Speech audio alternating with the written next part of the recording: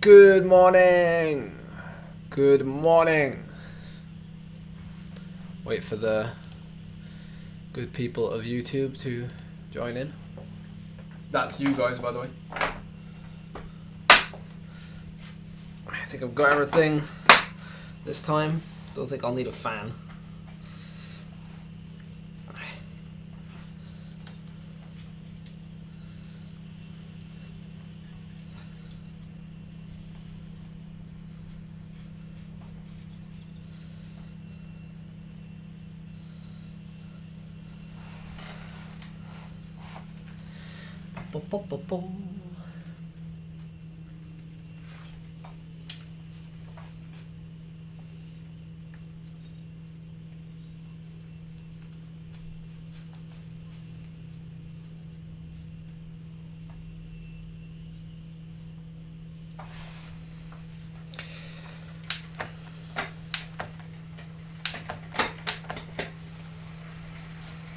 Better get it out just in case, actually.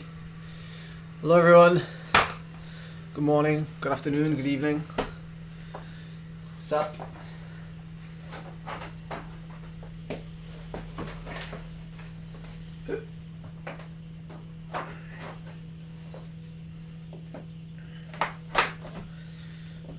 Two minutes. Got people saying hello in the chat. The game chat as well as the live chat, which is nice. Just pop you up.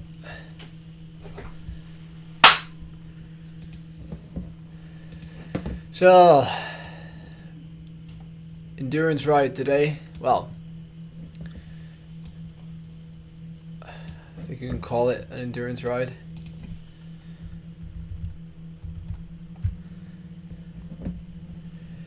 Lots of people. I'm going to use this as an opportunity today to morning Linda. Let's get this heart rate sorted.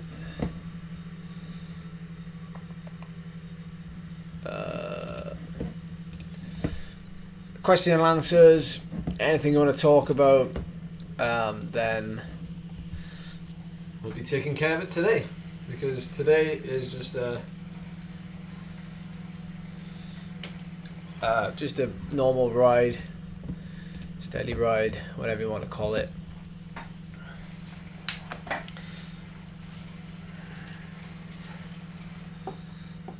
Suppose I don't really need heart rate today anyway.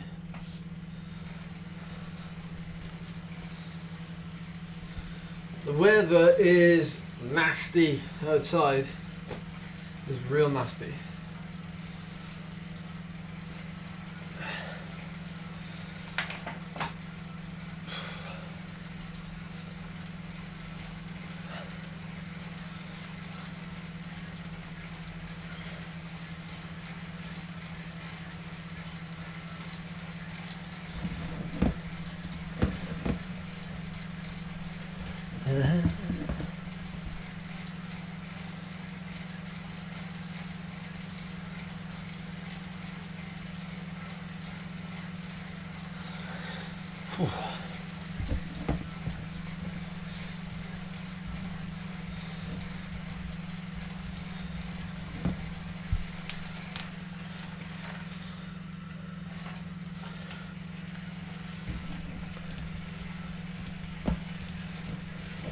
Oh, just in time. That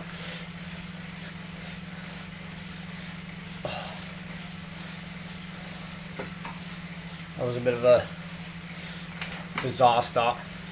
So used to going super quick out the gate.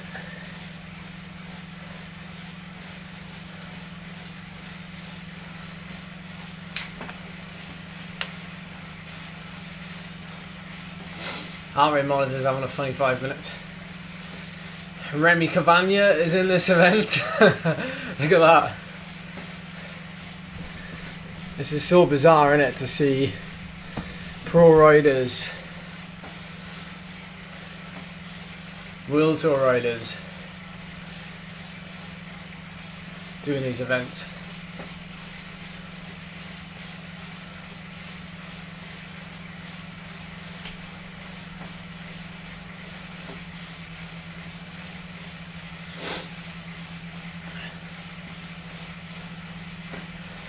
See you in a bit, Linda.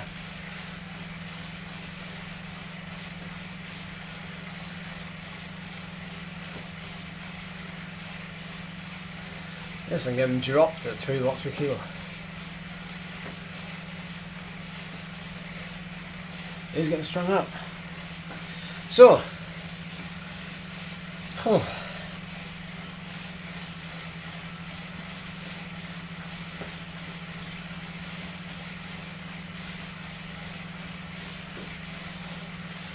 yeah, I know. It's so strange seeing these World Tour riders.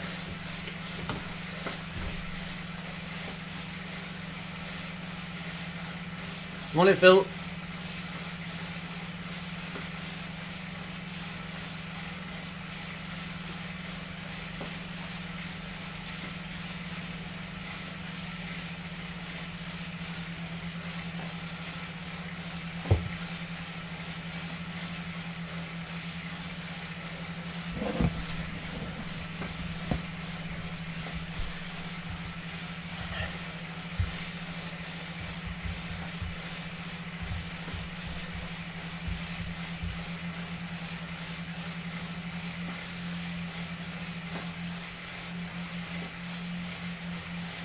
Do you know, it amazes me actually how many people actually like know about the Mallorca thing or like have an interest in it, and I didn't even know it would be that much of a big deal. But even there now, people asking me if it's still on, if it's going to be postponed.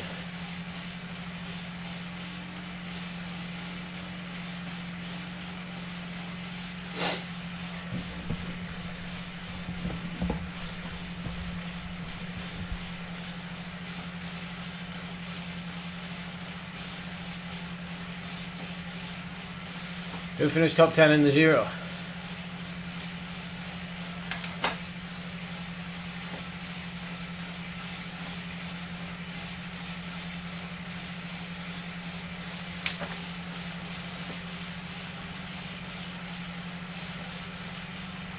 Ah, Civic. Right, is he riding?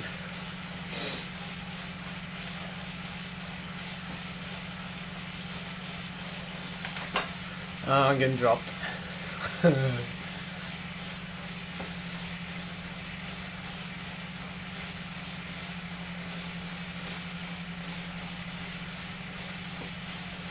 Ah.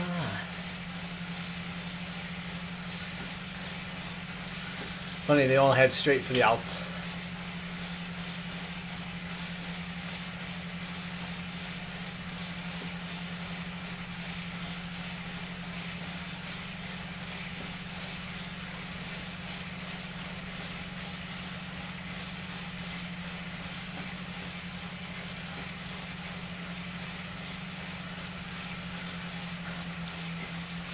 Oh, the Dragon Grand Fund will definitely be gone.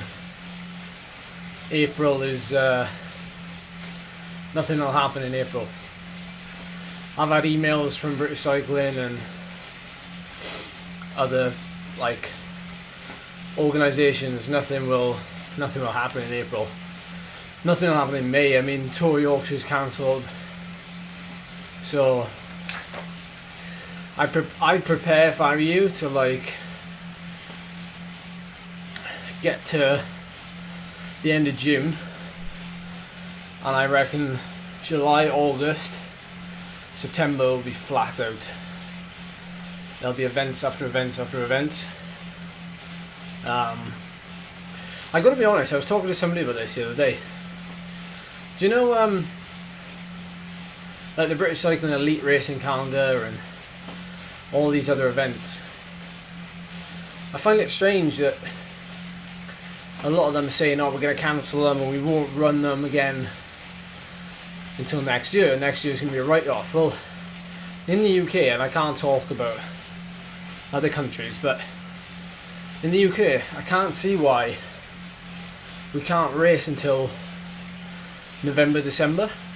Because in my opinion, the worst months of the year are January, February, March. We race in March anyway. We race in February sometimes on the road. So why can't we race in November? Like just for this year, maybe? I don't know. I can't see it being a problem.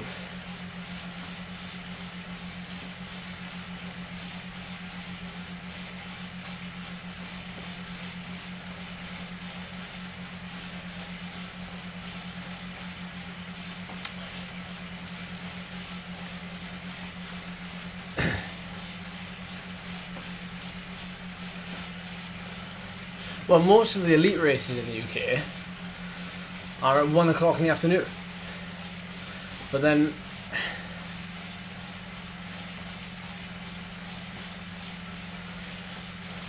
most of the national Bs in the UK start at 10.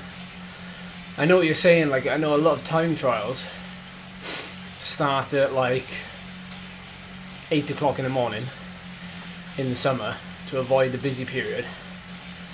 So I suppose you're right there, but you know, if we were desperate, I suppose, to get events in, then I don't think it's a problem to reschedule until the end of the year. I can't imagine things like the Ironman Wales. I can't imagine that being postponed, you know, until November. I don't think that will work.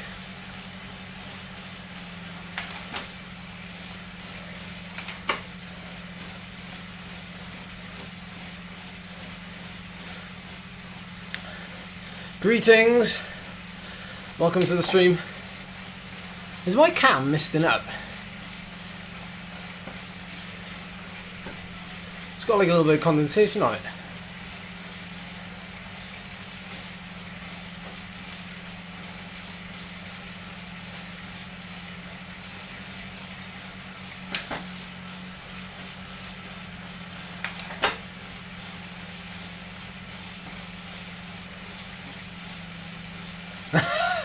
Sorry, Niels. That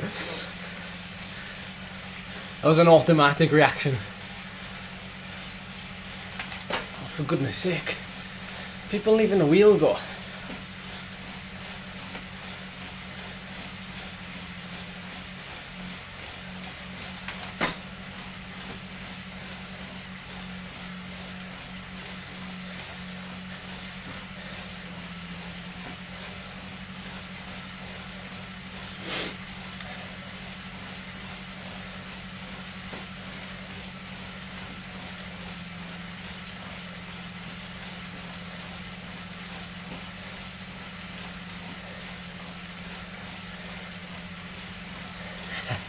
Paul, he's in the chat.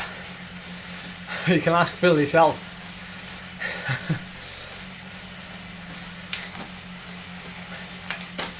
I don't think there were 60-second efforts for an hour. Then for a 30-minute block.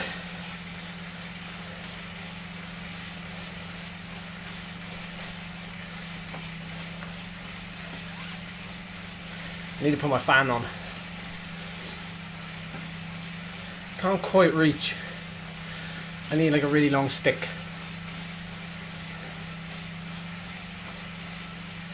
I have to say the shorts, my other shorts, I usually wear indoors. Because of where my fan is, the Wahoo headwind, I can't actually I haven't got as much hair as Chris. Because where my fan is, I can't get it under the table, so I have it to the side. So it kind of catches me in the head, which is nice. It catches me on the side, but it doesn't catch me on like the tops of the legs, which is when if it was at front, it would catch the top of my legs as I was on the downstroke. So with these shorts, there's like literally no material on the front. It's almost just mesh. And I can put my hand there now and I can already feel the difference between like no sweat and in the places where the material changes and there is a bit of sweat.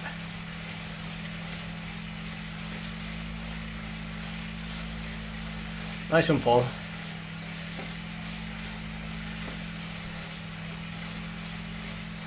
sure he'll be delighted.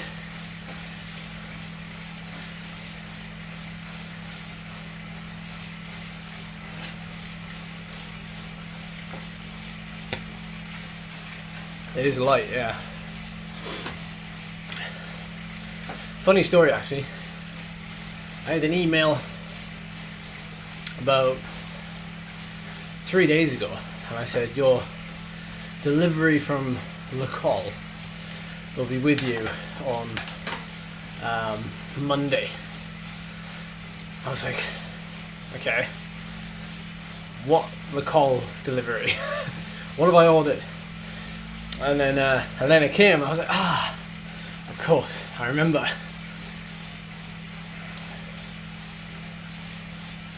Not that I ordered it.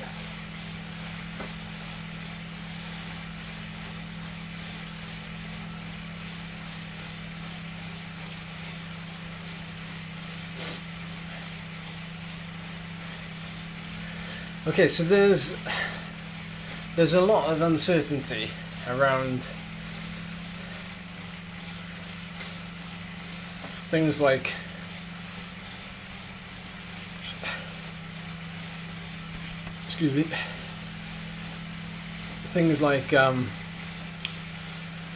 training. I mean, there's uncertainty already in the world, but in terms of training, it's a strange one, because training initially like this, or maybe not so much like this, but at least hard sessions, will suppress your immune system for a short time. So when you do big blocks of training, it's more about being mindful of like what you have commitment wise off the bike. So say if you have to go and do a shop on a Sunday afternoon, and you do like a 5-hour ride Sunday morning, you got to think like, do I go and do that shop, or do I do it like Monday morning, or do I make my session on Sunday not as intense? And it sounds strange, but they are the small things you have to think about, like how does my training affect my immune system in the short term, and then does that affect how I recover, and if I could potentially catch something. I mean, it doesn't even have to be COVID-19, it could just be a cold. And with guidance at the minute saying you should self-isolate regardless of anything, then so be it. Yeah, that's a good one, Niels, actually, because to put it bluntly, usually the guidance is, this is not talking about COVID-19, but the guidance is if you have a cold as an athlete, if it's above the neck symptoms, you can still train as normal, and if it's below the neck, chest, anything like that, then just sack it off, and it's far better to just let your body recover. And the way I see it is, it's better to have better, like some 100% really good quality sessions rather than like 5 kind of lackluster sessions where you are feeling under the weather. Like for me, and at the minute I'm at home, so my mum and dad are here. Well, they're not here now. My mum's in work, she works in a supermarket, and my dad is an agricultural contractor, so he doesn't really come into contact with a lot of people. My mum, on the other hand, does. So when she comes home, there's a chance she could bring something home, but they are taking appropriate measures. But for me, and this is the thing, like, as I'm sure a lot of you will know if you've ever gone on training camp, it's actually very easy to isolate yourself from the outside world when you're just focusing on the gains on the bike. Because, like for me now, I did a 6-hour ride on Monday, which wasn't intense. It was like 150 TSS. And then, when was it? yesterday I did a 2.5 hour session, but it was simulating a road race for the first 2 hours, so it was really hard, like 0.85 intensity factor for 2 hours. And then the last session I planned was just today. It's a double day, so there's this ride this morning and then a chain gang tonight outside. Is kind of like the last of the block. Now, I've not actually been outside, like in a public place, since Saturday, and that's not unusual when you're focusing on your training, when you're focusing on doing a block. You know, once you've prepared everything, the only thing you do is like eat, sleep and train, so you don't really go outside. So for me it's quite easy, but granted, and the people I coach as well, you know, they've still got to go to work for the time being, they've still got families to look after, they've still got you know, so at the minute social gatherings, so it's about working around those as best as possible.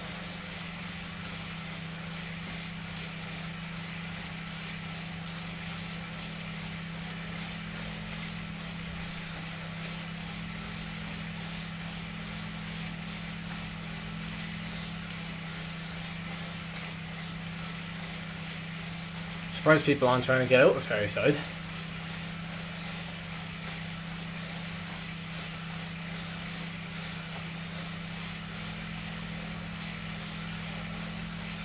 So far, these Giro Empires are the comfiest pairs of shoes I've worn. Might have something to do with the fact that I haven't laced them up really tight, but still very comfortable. First ride impressions.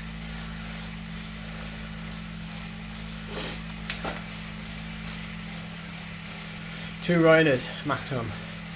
I don't know, what's it like around your way then, Niels, like with the cycle path network? Because obviously a lot of places cycle paths are right next to the road.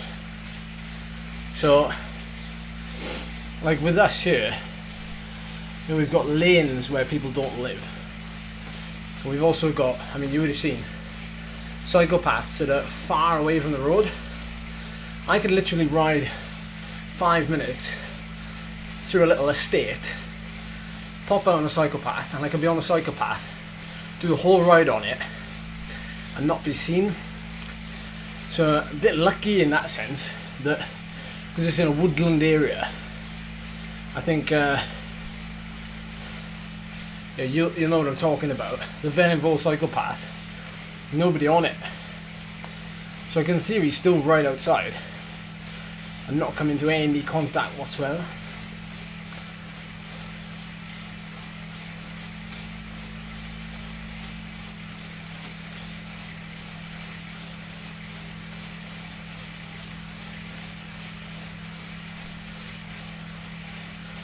It is lovely up there. Apart from on days like this when it's like crap and the whole path is like covered in mud.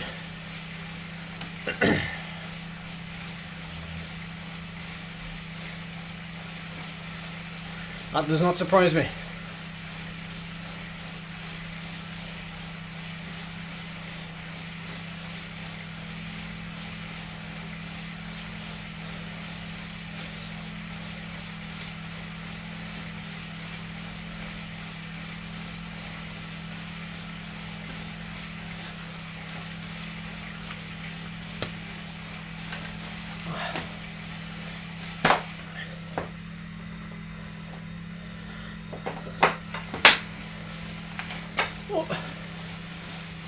Oh.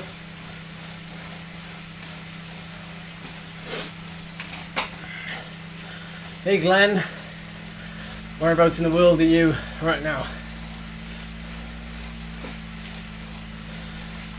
dude, I was on the same team with Opie back in the GLT days. Very good friend. At least I'd say that. Melbourne. I like Melbourne. I spent New Year's there once.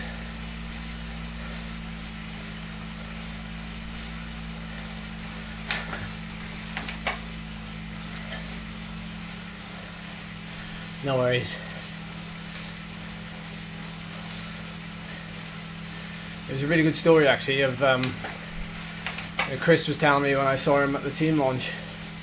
He said without fail he tells this story at least 5 times a year since it happened about 5 years ago.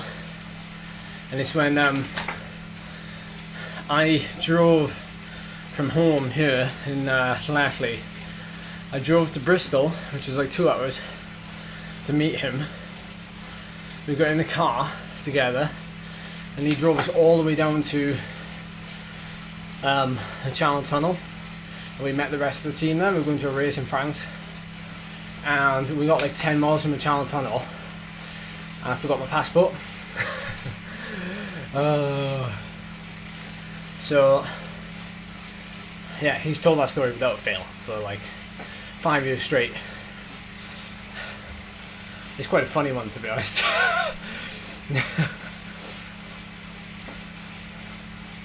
Hang on. What are people blaming me for?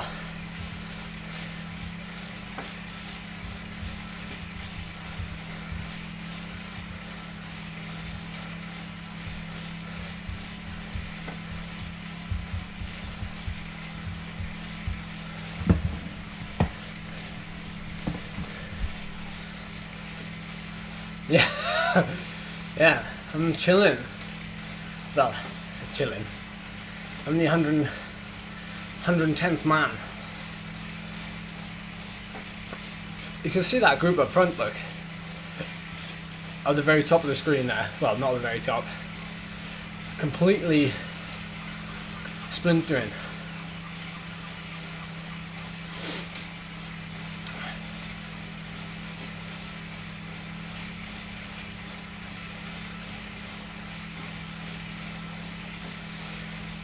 No, I'm not avoiding going out. And to be honest, I don't think I will. Unless it becomes like super like strict where they start to say you can't, like you need a permit to go out or whatever, then I won't bother then. I think it'll be too much hassle. What I'll probably end up doing is making the most of my time now, which is what I've told a lot of the guys I coach. You know, make the most of your time now. Like if you have the availability to do slightly more, you know, say half an hour every day. At the minute, it just gives you that leeway. Just like if you were, say if like the winter turned really nasty, you know, icy, snowy and everything, you've already kind of built up that buffer. So if you do have to have time off, or if you can't face riding indoors for like 2 weeks, then it shouldn't be too much of a problem. I've said this like for the last couple of months, hence why I'm in such good shape now. Like regardless if there was races or anything, I still wanted to be prepared. And now that, you know, this has happened, you know, I can still kind of, I guess I can still have an off season, like right now. You know, anything could happen. I can still take time off. And so can a lot of the people I coach, or have been coaching for the last couple of months. They're in that kind of place.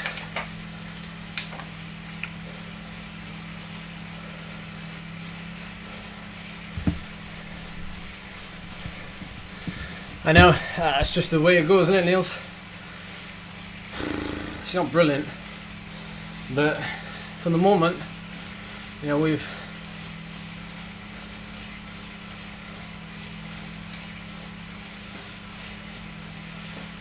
we've got our health.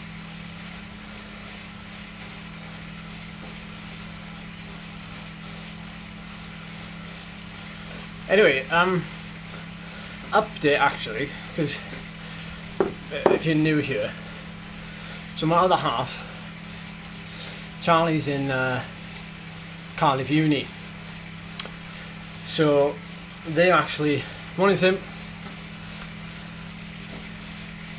they've actually shut, or at least they've stopped all lectures in Cardiff University, at least face-to-face lectures.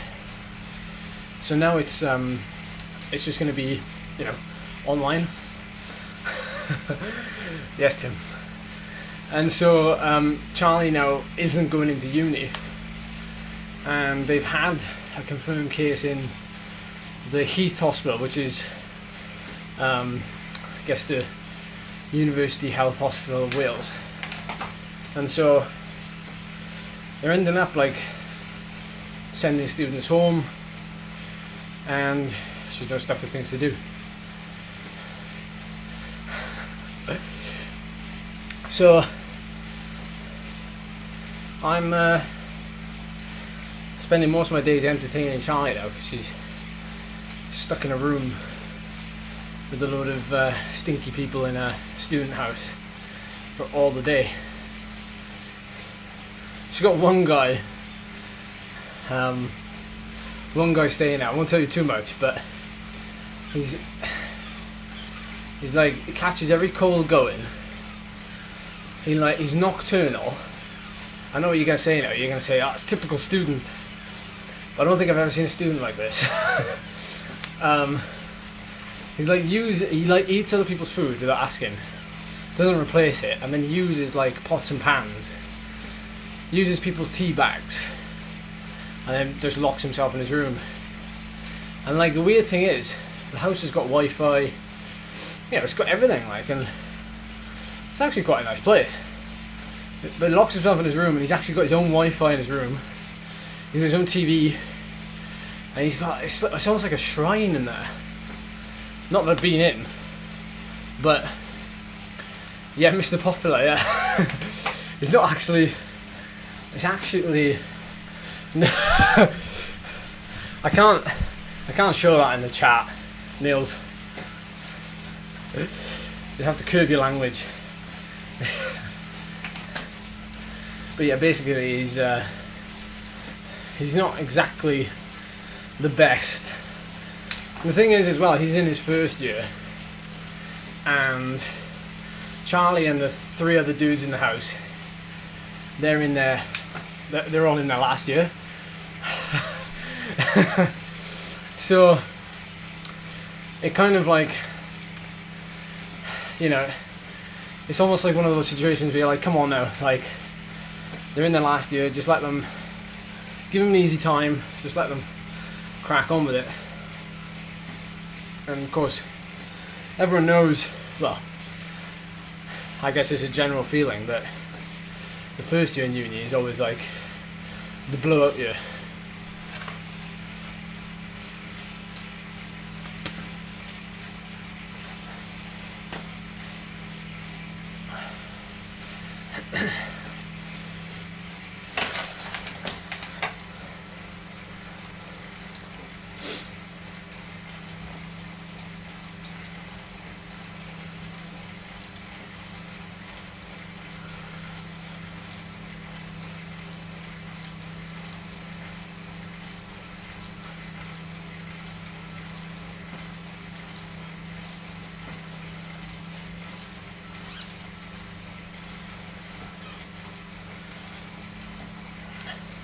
It does look very nice, doesn't it?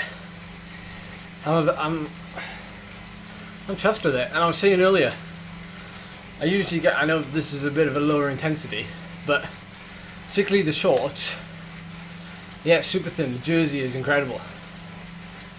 I've never had anything like it before, actually. But the shorts, the panel on the front that's like mesh, that's usually where I actually sweat the most. I think we all do, actually, because it's like the crotch area and then going like down the inside of your leg, and it's like really it's really breathable. So what I'm finding is, like, that area is not uncomfortable at all. It's actually quite cool. And I was saying, because my fan is on the side and not head on because of the table, I'm struggling with space. Then I'm still getting the cooling effect without having the fan directly on me. I'll be staggered actually. Yeah, the warm-up jacket. Thankfully, all the rushing around I did before getting on, I didn't need the warm-up jacket.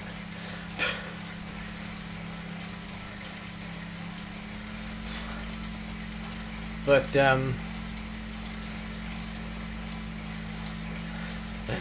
yeah, cool your crotch. Keep your crotch cool. It's important for your sperm. It really is. Young viewers, take note. Alright, I'm 26 this year, so just saying. So where's Matt Gardner then? Is he like up the road? He must be.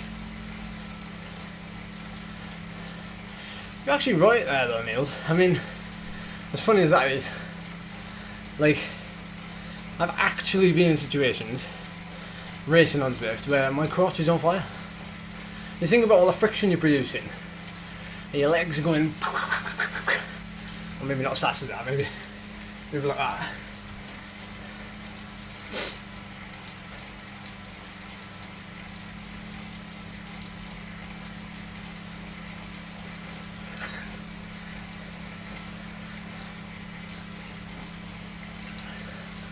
What's everyone's thoughts on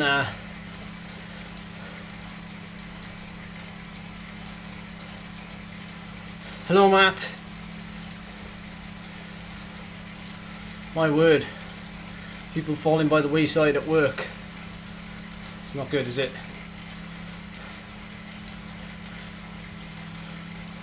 Not good at all.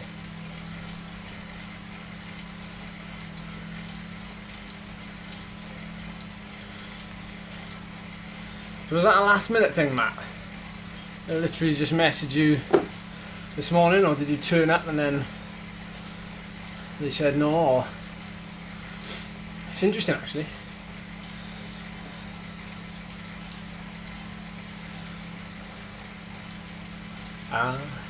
Like naughty school children, all being sent home.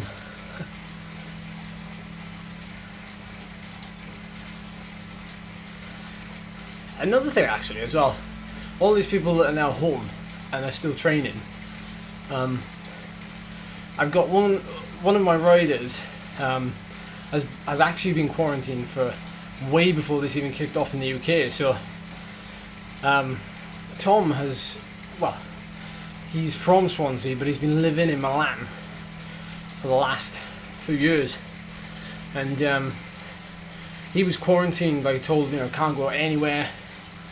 Oh look, Tom. No arguing now, boys and girls. By the way, Matt and Tom know each other, so there's a connection. But anyway, this rider who's in Milan, he's been on lockdown now for a long time, and he's been training indoors obviously because he can't go out, and he's been kind of leading the way almost, because obviously as coaches we've never kind of had this this thing kind of happen, you know, well, even as a rider for myself, like I've never had this happen before, so constantly learning about what Tom can handle, because he's only riding indoors now. Not that he rode a lot outdoors anyway, but he's actually training for fixed gear crit and riding indoors, or doing a lot of his training indoors.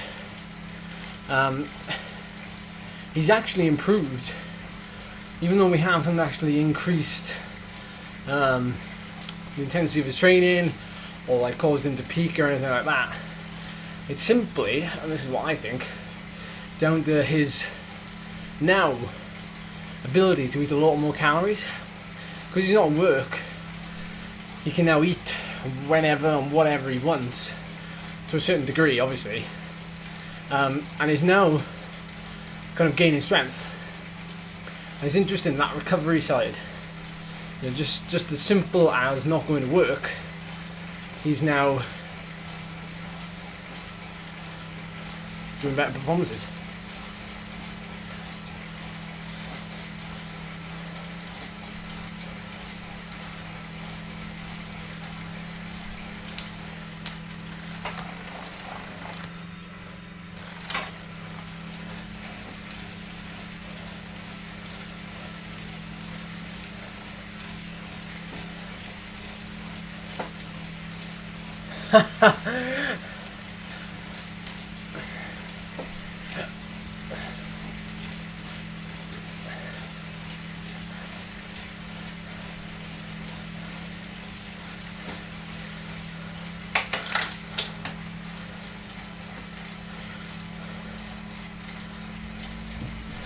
Awesome.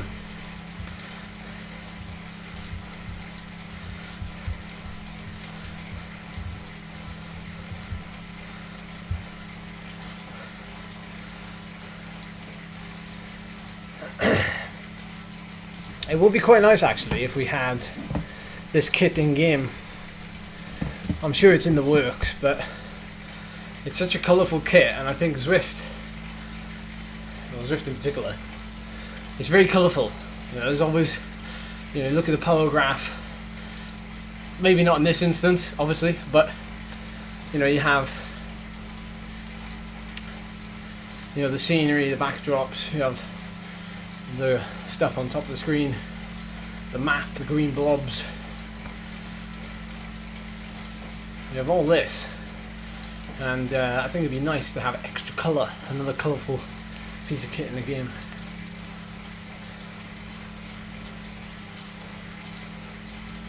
Yeah, I know. Although I see they're doing the yellow jersey. Is it a yellow jersey from Mary Wilkinson?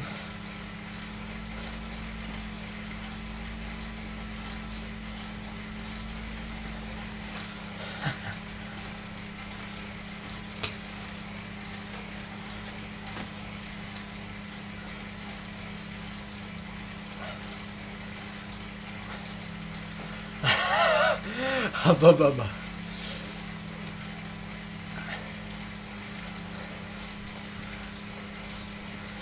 Do you know what? I am a little bit annoyed.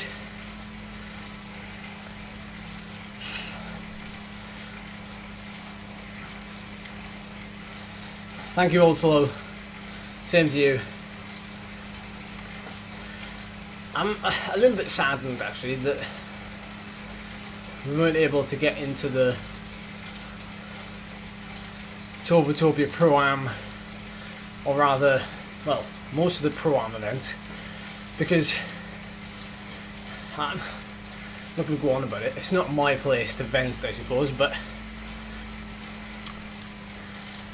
I can't help but notice like the strength that we sometimes have in this team, and we've showcased that in the past when we were Wahoo powered by Cycling Club.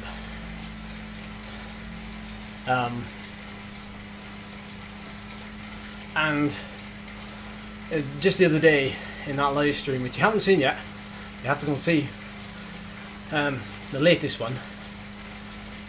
I think, you know,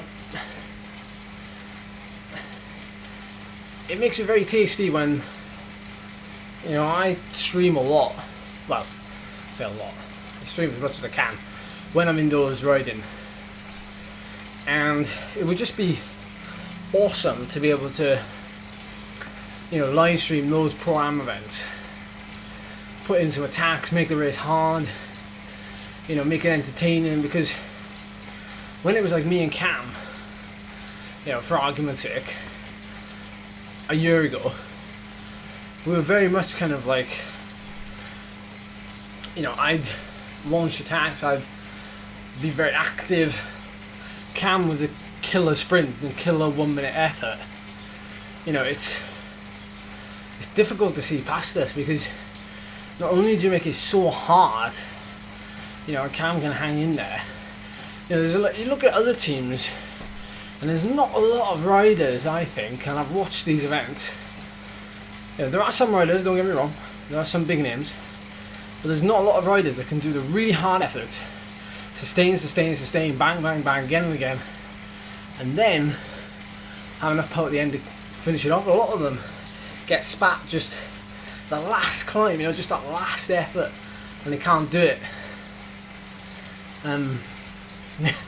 Sorry, Niels.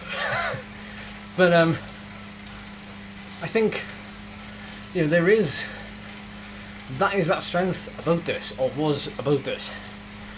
The fact that we could lay it out and then always have a backup. Like, I'm still, like, regardless what anybody says, I still find like what we did I say what we did, we only kind of agreed to it halfway through, but what happened at the British Zwift e-racing champs sports event was unprecedented. Like, we actually rode it the best you could ever ride an event.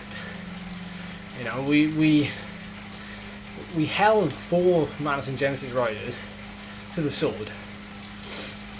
We took the race, we pulled the race back, we made the race, we made it extra hard, and then we finished it off. And it was almost like textbook, but I think there's this connection we have, and I hope that it blossoms and it keeps moving forward, especially this year with the uncertainty of outdoor events.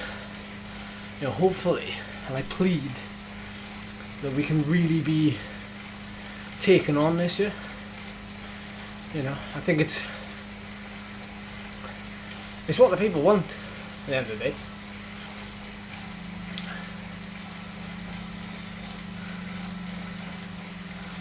Thing is, like, with me, you guys know that I can't sprint very well. I can sprint, I suppose, but I can't sprint very well, and so I have to make the race. Like, I've got no option. If I just sit in, then I'm going to get blown away in the sprint. It needs to be a reduced group, or I need to win solo. Whichever way, it needs to be hard. And because you know that, and to a certain extent everybody else knows that, everyone I'm racing against, then it makes it interesting. Even the big events, like when I did the Bynea event way back, like a month and a bit ago maybe, and I got coned. It's one of those situations where, like, if I was actually doing that power, and this was, again, you remember, a training session, and if I was actually in the event, you can always gain a couple of watts. So I would have loved to have done that event, with the big boys. I'm sorry, every time I go for a drink, I go to reach for the microphone. Because the microphone is a very similar shape.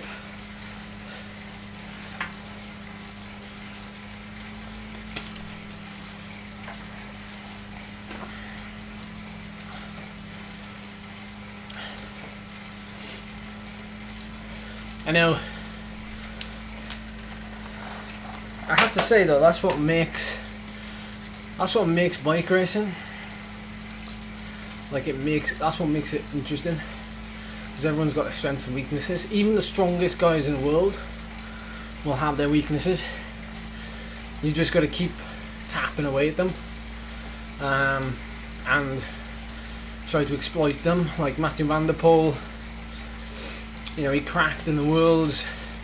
The weather got to him, as far as a lot of people gather, and it was also like fueling strategy.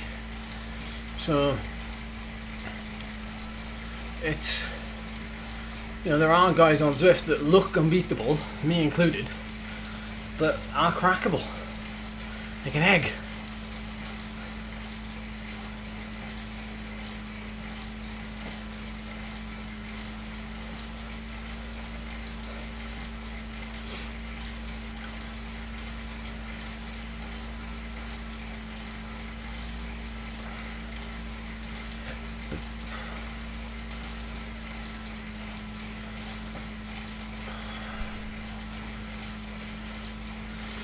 We have got some ideas actually. So yeah, it was when I was watching MVP crack, but it's those moments that really open our eyes up as spectators. Like even for me as a spectator, you know, like wow. But then, you know, it's a big shock possibly for him to come on the receiving end of it.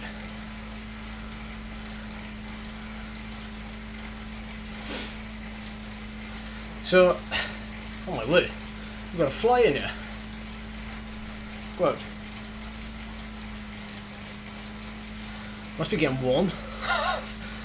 Maybe I'm artificially increasing the temperature in the conservatory and they're all coming in.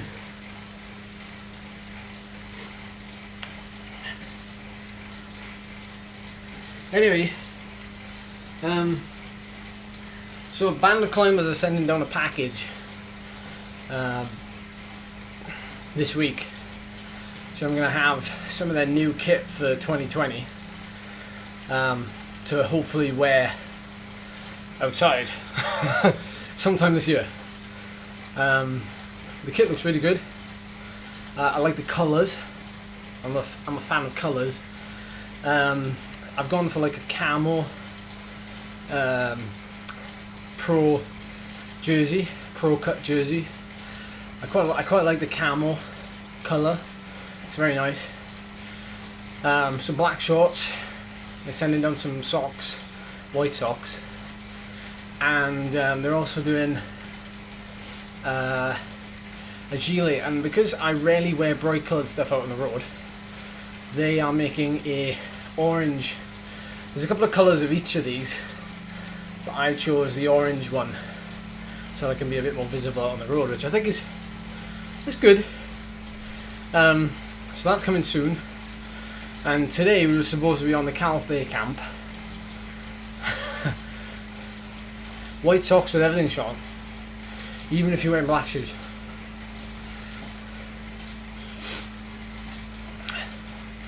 So I've had a couple of ideas from people, a couple of suggestions to replace what we've lost with Cyclist.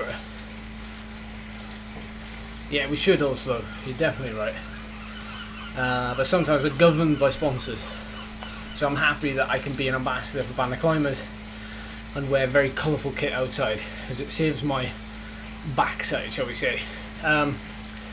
So they've said they're based in Newcastle, which is way up north of England, and they said, you know, if you have any plans for anything else, we'll get behind it. Photos, video, whatever you want to do, which is awesome. I'm sure you guys would appreciate that as well. And a lot of people want me to go and do the climb all the way up north in basically the tip of Scotland, Ballachnaba, which is like a 9.5 kilometre climb, I think. It's a long way, similar to Cyclist, but of course it's the other end of the country. I suppose in terms of travel time, it's similar if I drove. If I drove to Mallorca, I drove to there. Am I joking? I fly to Mallorca.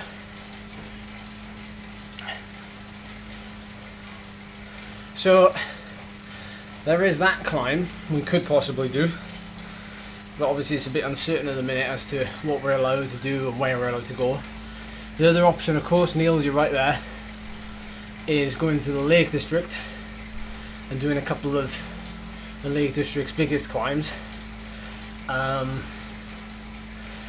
And another option again is to drive all the way to north of Scotland, do Ballachnaba, and when I'm coming back, then going to the lakes, or vice versa, you know. Whereabouts are you, dude? Where in the States? Because if Taiwan still happens at the end of this year, I do want to do Taiwan, obviously. And next year, I do want to go and see Phil the Thrill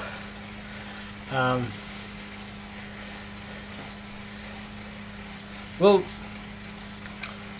so Cam has mentioned to a few of us a big ride across the UK or around the UK. Nice, Tennessee, awesome. I definitely got to go to America, definitely. So Cam and a few others were like, oh, we can do a whole lap of the UK, like 5,000 miles, or we can do like Land's End, John O'Groats. I'm all about that. But I'd already planned to do an Audax, the Brian Chapman Memorial, which is from south of England to north of England and back, 24 hours of non-stop riding, in May, which probably won't happen now. It's very similar in terms of stress, I guess.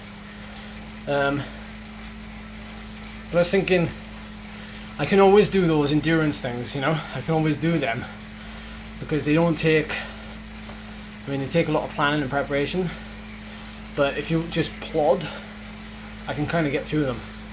It's more like these, you know, somebody mentioned Box Hill because it's the most climbed segment, I think, on Strava in the world, and somebody mentioned that, a couple of you mentioned that, that it'd be cool to do. So that's another possibility. Again, it's quite short.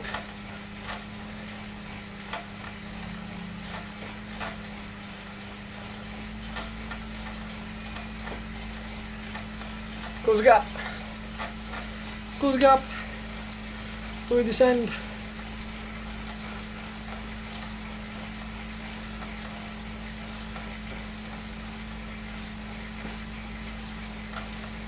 I know, that's what I'm thinking, Sean. Like, it's, you know, it would be a shame to just give in to it. We need to make the best of the situation, and I think it, like, sends a message as well that we will continue to, you know, chase things regardless of situation, you know.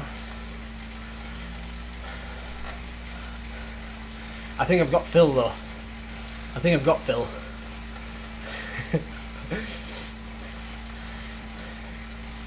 I suppose if he peaked and I peaked, both for one thing, I suppose that would be a very good setup. But if we would just turn up and rip up a KOM, yeah, let's not let the world come to a stop. I like that.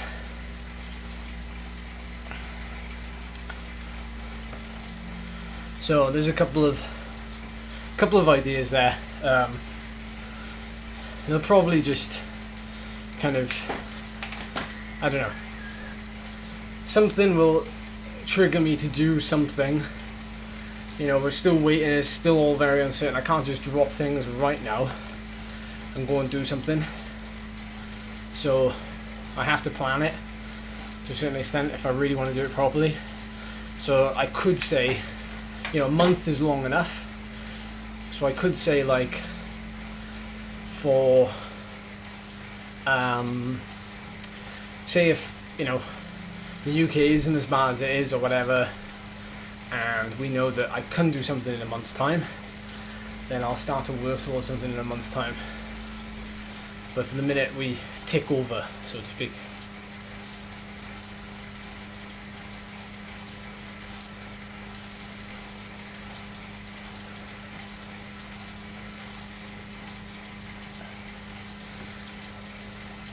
I had a message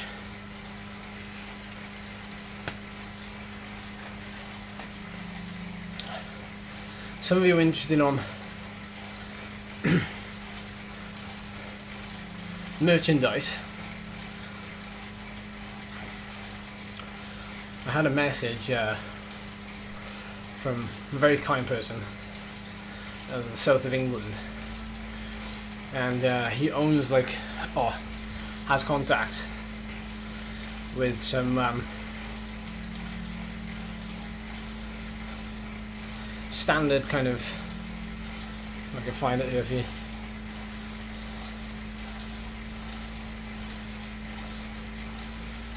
still in the group, So I've got some ideas about branding, and I obviously want to share this with you because you guys are the people who it kind of matters to, or it's aimed at the most.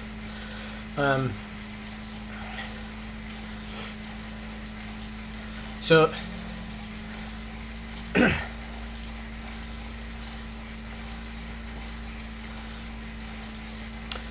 it's about creating personal brand, basically. And he sent me a few mock-ups of things like socks, designs, bottles, basically branding designs. And if I like the concept, you could get some stuff embroidered up and do a giveaway on the channel, see what people think about it. And they can be one-offs, but with a view of kind of doing something in collaboration with Band of Climbers in the future. Just like if any of you follow Peddling Heroin on Instagram, she has a partnership with No Pins, and she actually has her own kind of line of cycling kit, or at least she did. I don't know if she still has. Obviously Cam has socks with a sock brand, so there's lots of with that, Sean, it was like, let's gauge like what we do, and it's almost like my cycling club.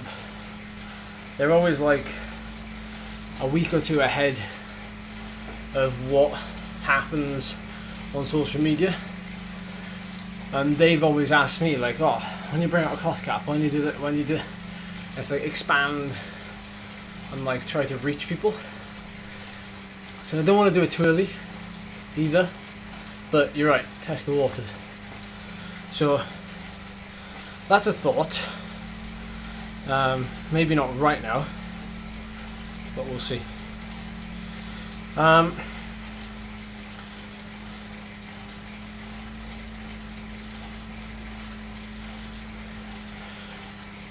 Kevin, I've been a streamer for a while.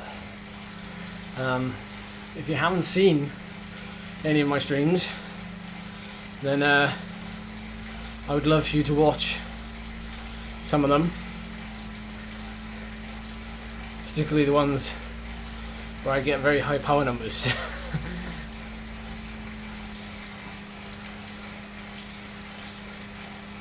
Alright, Niels, have a good day.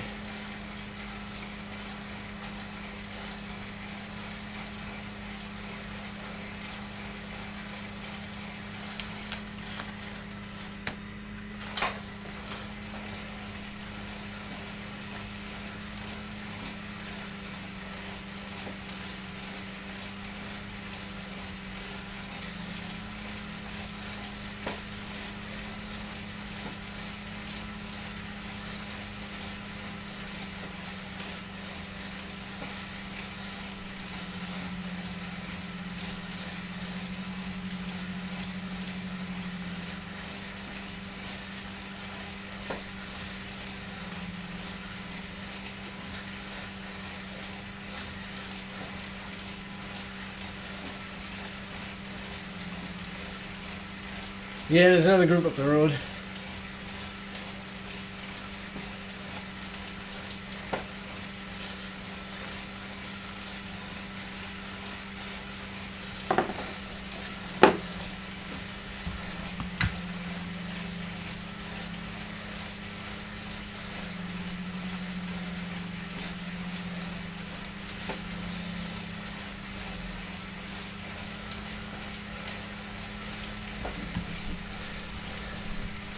Welcome, Sean. It's a bummer. It's a real bummer.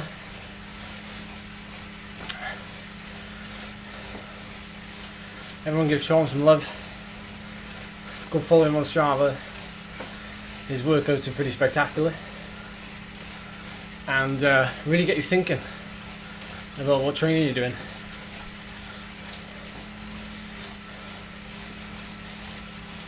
What's oh,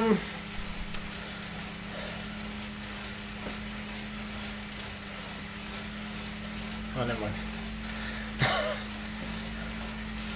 Oh, wait.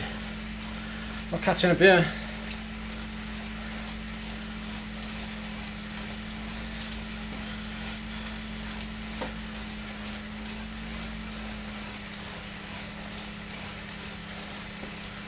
What, in your house, or just in general, like people everywhere?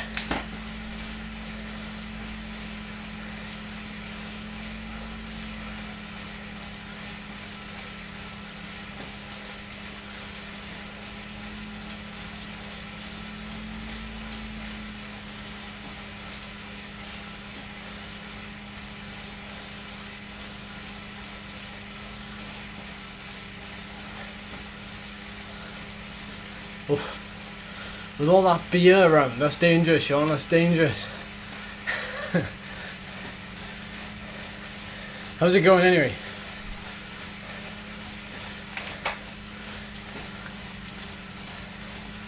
Oh, crikey.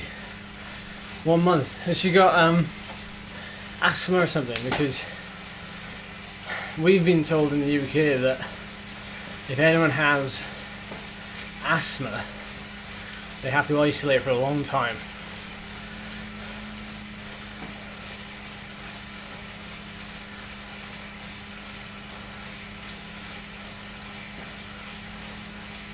My granddad, bless him, he's nearly 95, so he's obviously in that category, and he's already said to me, he said, I'm past my sell-by date anyway, so bless him. Policy, got you. Policy. Yeah, 95. Yeah, good innings, yeah.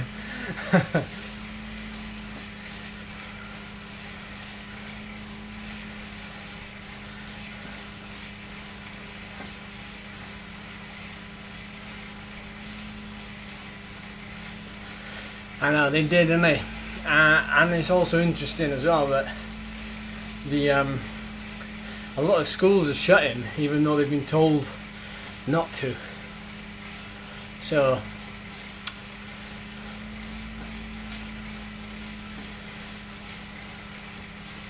in fair, as long as they self-isolate, you know. So Charlie's parents, Charlie's mum and dad, are like, they've just gone over 70, so, but unfortunately her dad has got cancer.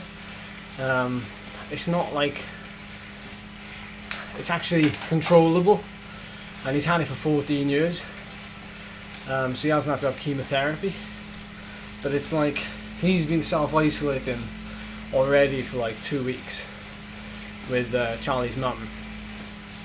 They do live in like a village where there's only like 10 houses, so they're not exactly kind of in a danger zone, but they are actually quite far away from everything. You know, they're far away from hospital. Well, I say far away, like 30 minutes. Shopping centre, you know, all the basics really.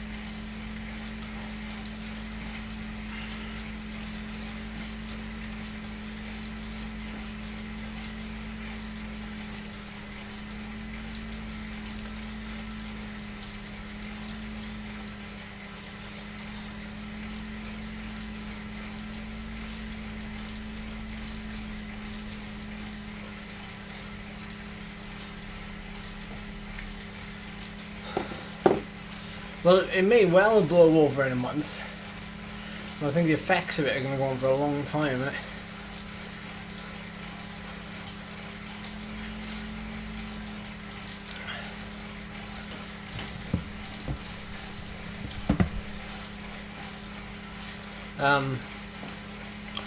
I read somewhere, or I was sent anyway, like an extract from a book written by a psychic a number of years ago. I don't know whether you've read it, but she claimed that in sometime in the year 2020, the world is going to get hit by a respiratory disease, and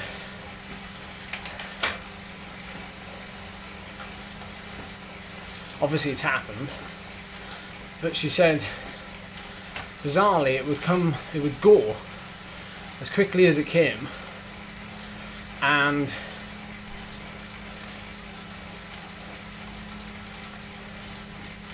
it would re-emerge 10 years later.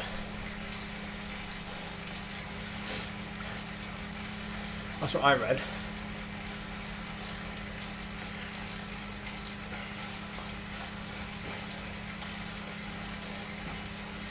My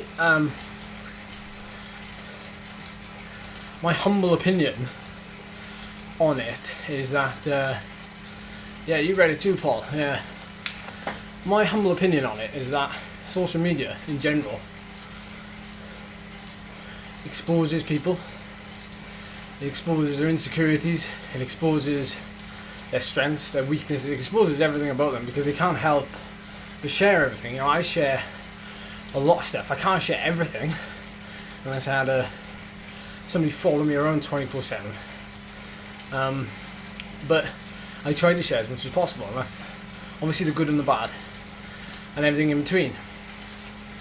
But when you get certain topics like this on Facebook, on Twitter, it exposes people on what they really believe in, and they never reserve judgment, and they just put out whatever they want. And you know, you're perfectly allowed to, but I'm just saying, it exposes people. It shows you what their ideas are and what their beliefs are. So I don't really share a lot of that because I just don't.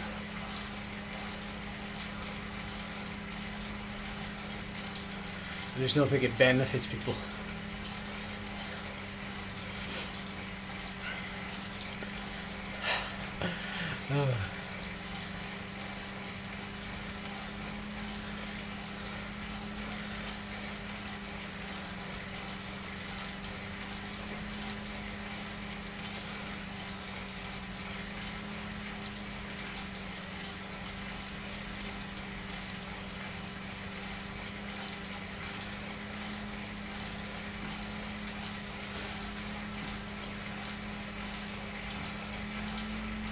Oh, a group has caught us. Blimey, they're moving quick. Jeez. They just torn through a group. Big effort. They're stringing it out now. I'll make sure I'm on the right end of it.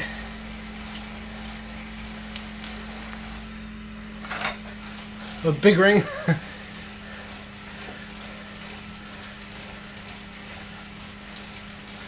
Oh, they are stringing it out. Maybe these are A groupers or A equivalent riders. Hang on a minute. The C group is supposed to be a lower watt per kilo. So how are they doing more?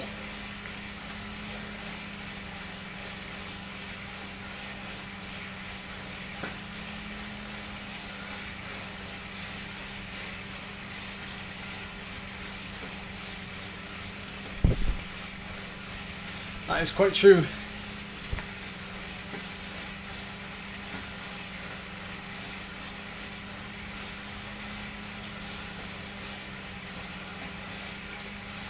Well, Sean, they're actually offering free premium.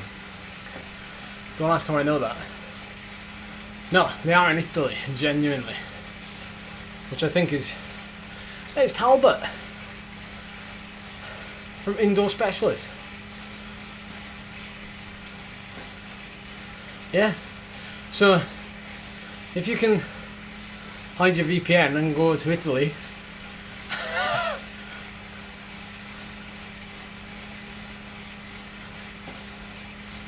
You didn't hear that here. 30k to go, boys and girls. We'll be done in about 50 minutes, you reckon? We're doing 37k now, so... Sean! Get your backside over there.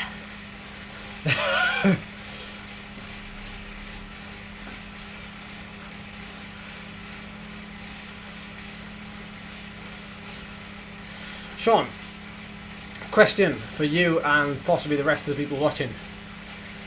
When was the last time I raced against you? Or in like a pro, I guess a Zwift Pro Am race or anything like that? When was the last time we raced, or I raced with you in an event with like Leo, Alex, you know, everybody else that people would assume, you know, are the kind of cream of the crop? I can't remember. Was it this time last year?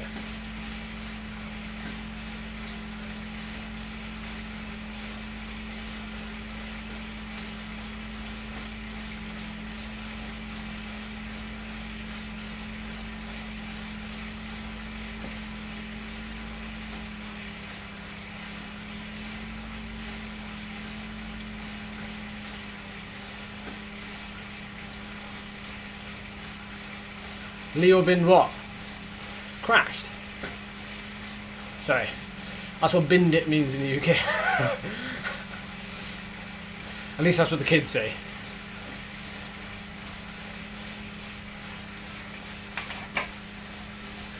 Why you quit it?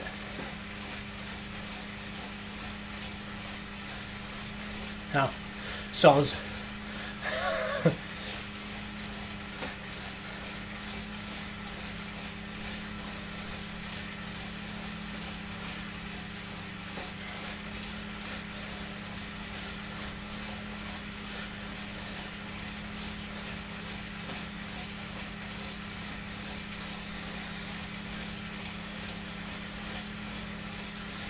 You usually ride these events at like quite hard, don't you? Do you like tow the bunch along?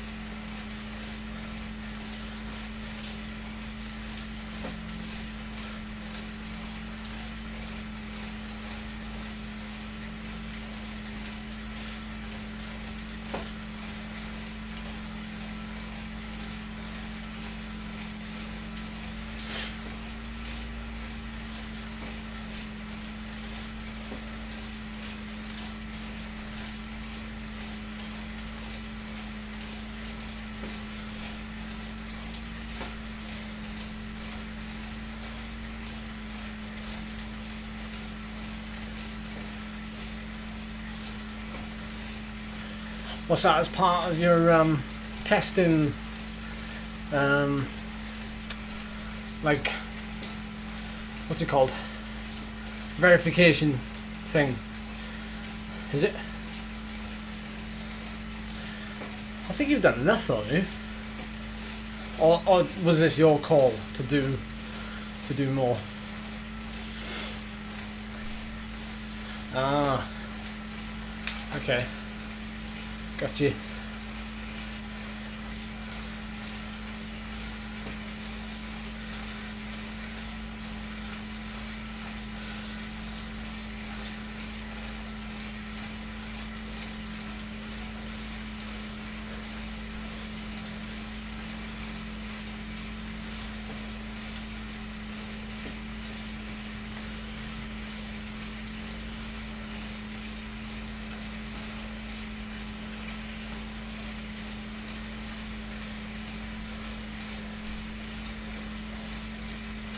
Wow.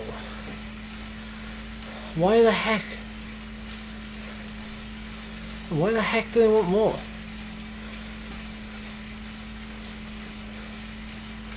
Oh well, yeah.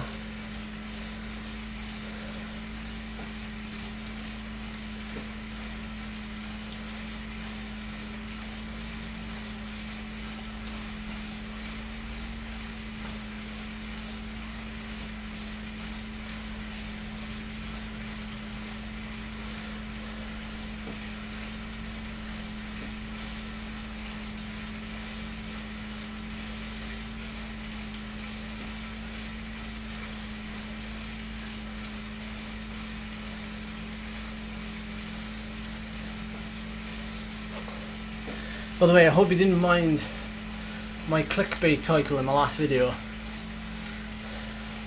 It's over. Cancelled. Actually worked very well, but I never thought it would have. That's the first time I've actually done one I think that extreme. Wonder how many people actually clicked on it that don't even follow what's been happening. That's what's interesting about it.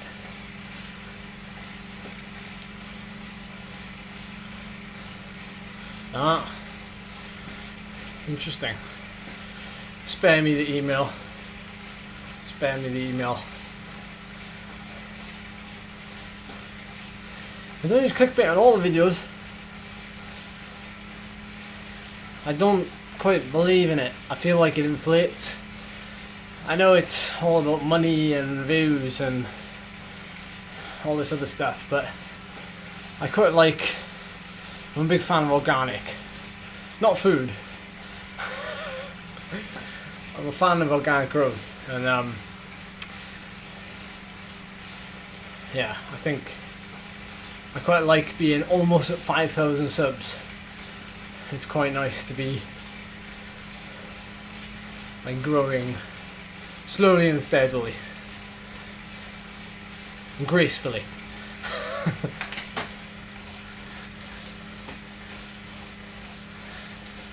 No way. I've had a load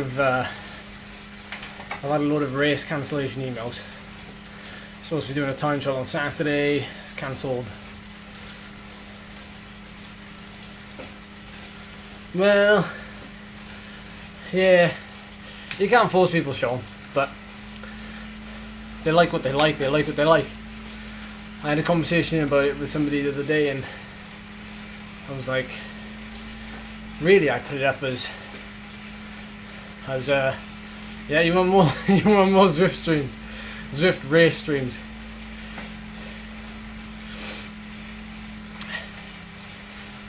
I think, yeah.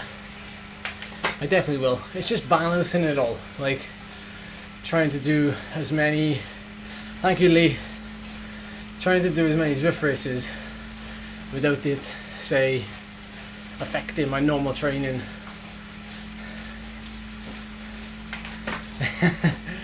Well, this is why we should stream more. People working from home now need something to watch.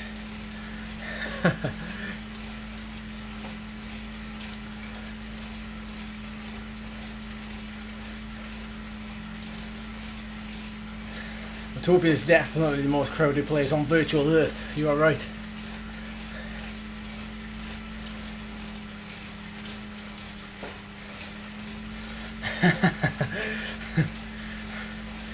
Don't sit there too long, Lee. You'll have square eyes. That's what Mother always told me.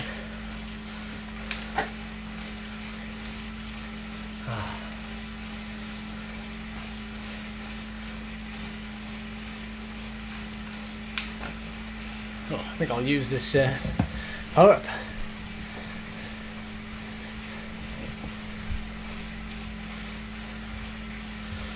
Awesome. Pedaling.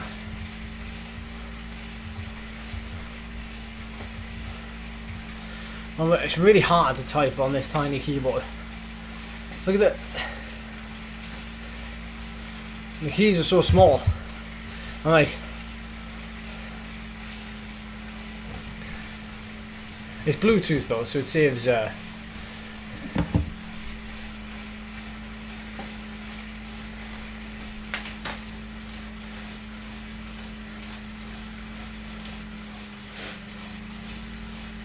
It does indeed.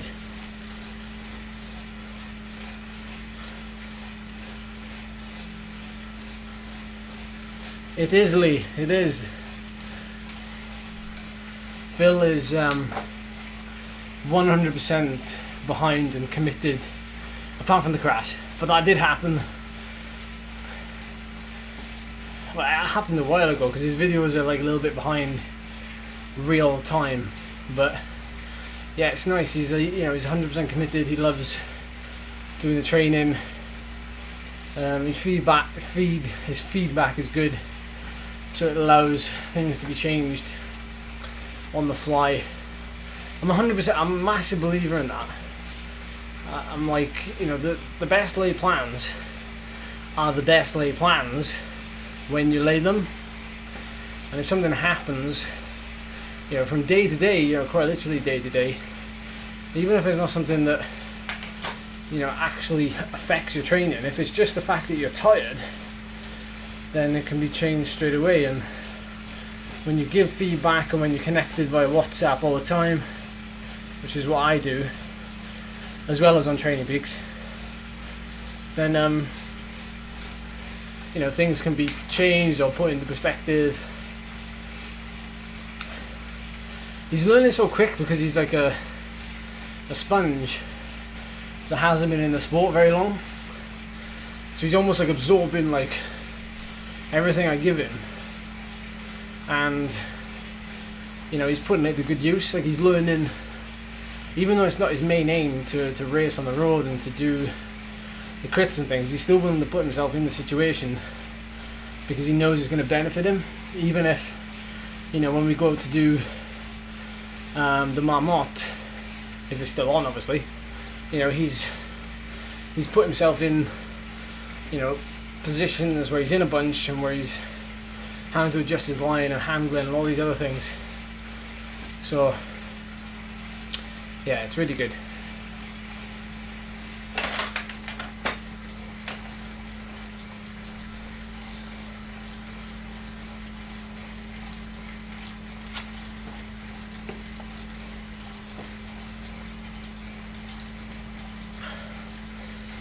Yeah, I love that.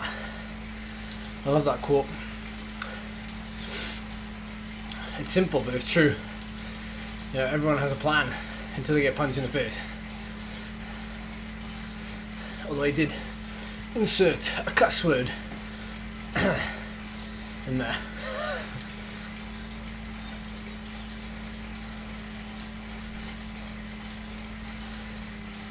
Pretty much on.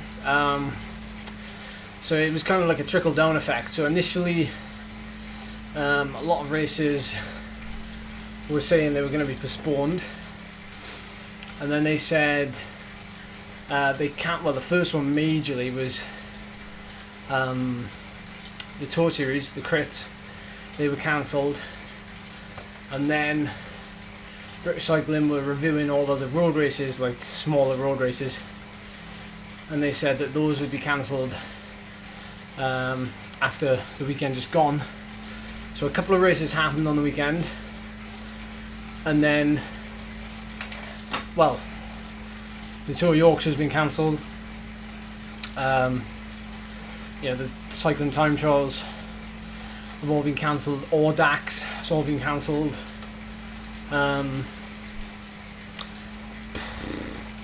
What else is there? Well, yeah, everything basically. Everything's basically been cancelled.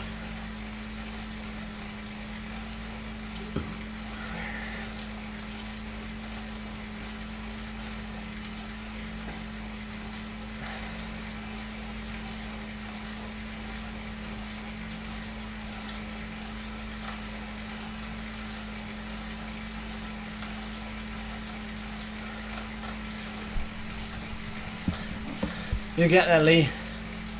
You get there. You've got to put yourself in those uncomfortable positions like you are doing.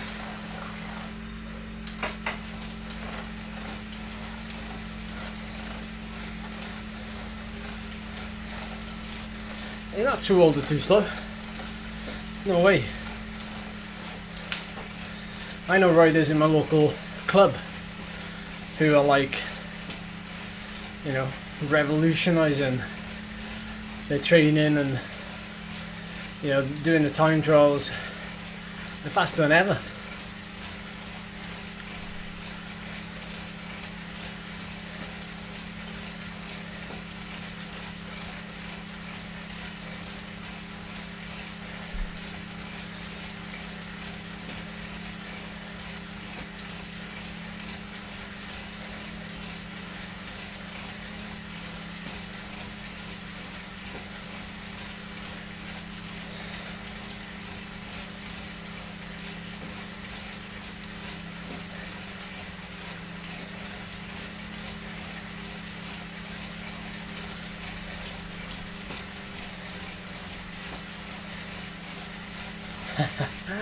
I am chomping at the bit.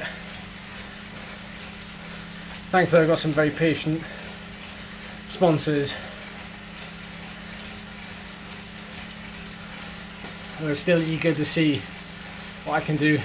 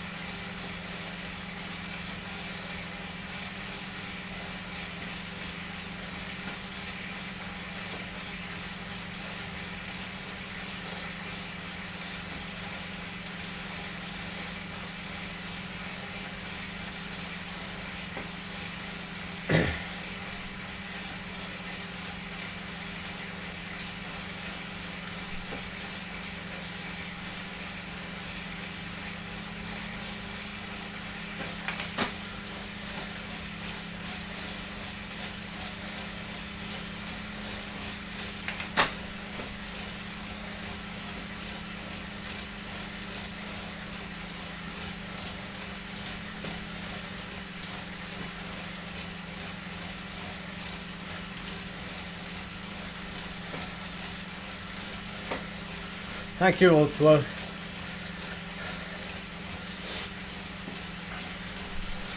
Sometimes it is that way. You know, you can call a video how to recover faster or whatever, and it can get a little bit too, I guess, military style. And then when you do a live stream and somebody asks something, it can be very relatable.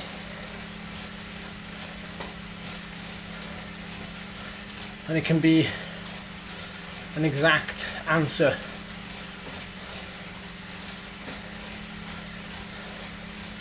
Yeah, 100% Sean. Listen to them when I'm driving usually.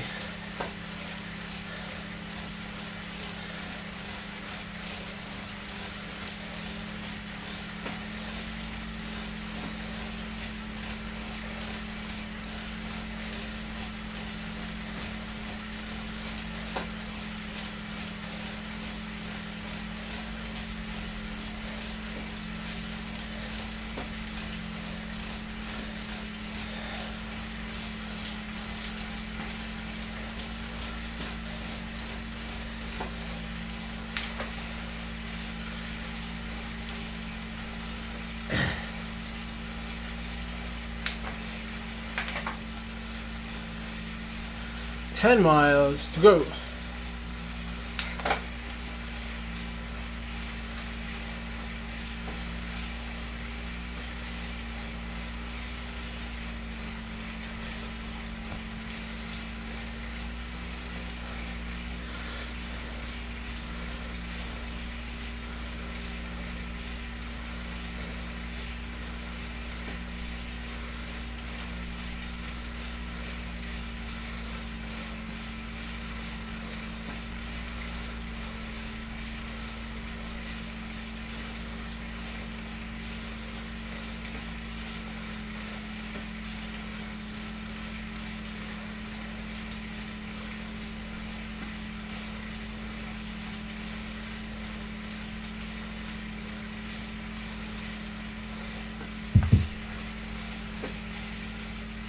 Oh.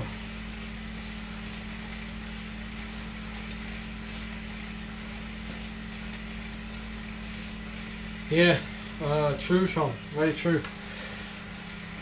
I've used Trainer Road. I've got people that do use Trainer Road. They find it very good.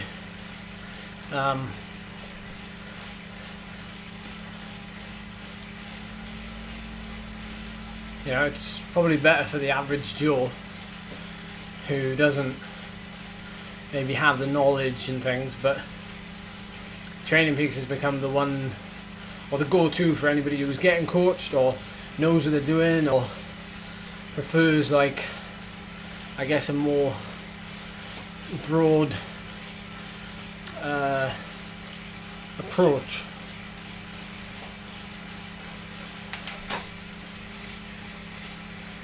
Today's plan as well, I don't know if any of you used Today's Plan. We used that a couple of years ago. Couldn't really get on with it. Thing different was Today's Plan. Somebody's wearing a Today's Plan jersey in this bunch, actually.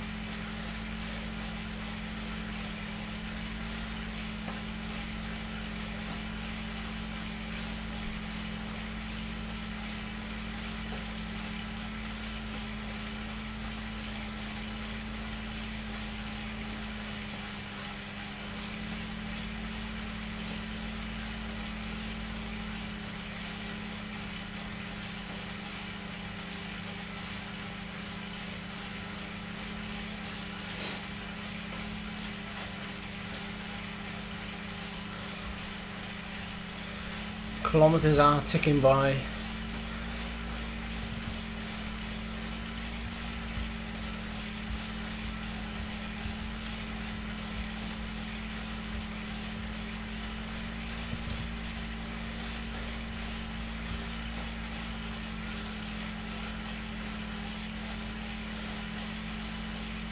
Yes, I use Training Peaks.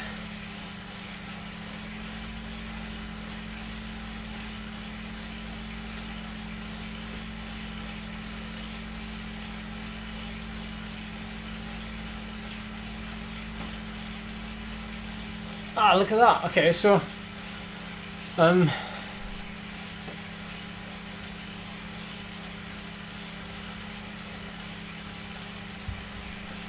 much percent? Difficult.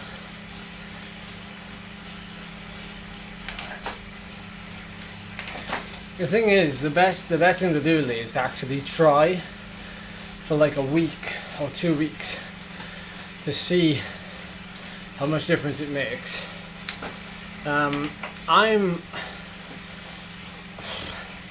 When I changed my nutrition, it changed my body composition and it changed my efficiency. So I put my climbing ability and my watts per kilo ability down to that change in nutrition. So I've gone from like doing 380 watts for 20 minutes for argument's sake at 61, 62 kilos to 58 kilos, and that's a massive improvement. So nutrition will play a part in you becoming leaner, the energy you use in terms of like the energy you consume from these cleaner sources, so to speak, will improve your efficiency and therefore improve your body composition and improve your efficiency on the bike. It's like cellular level. So like when I did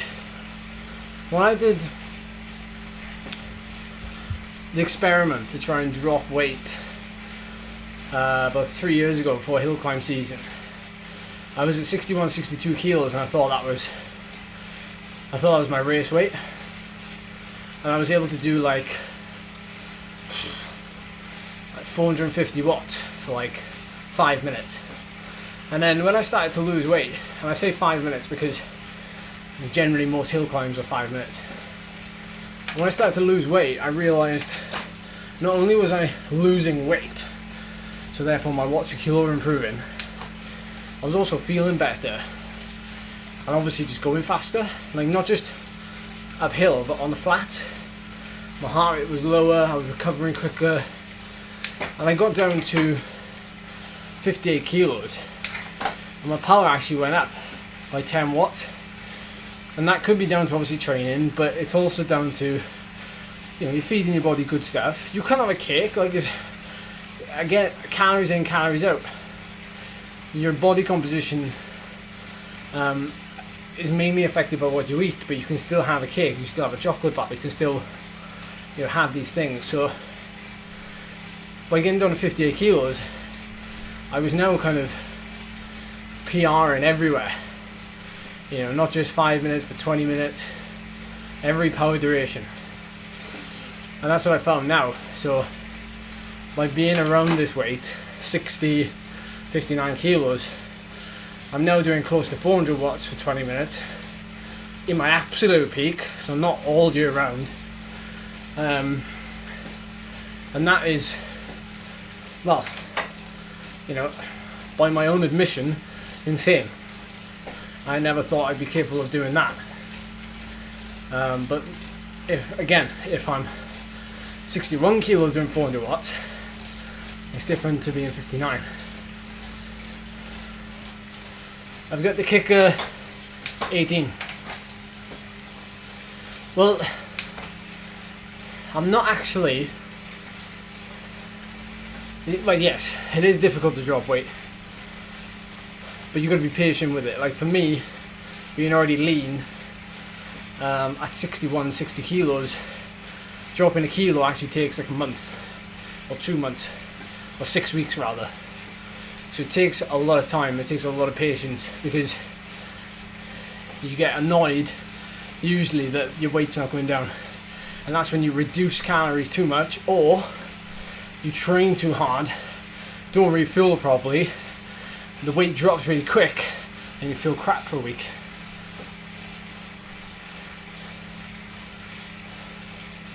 Yeah, nothing is fast, you're right there. In terms of calorie intake,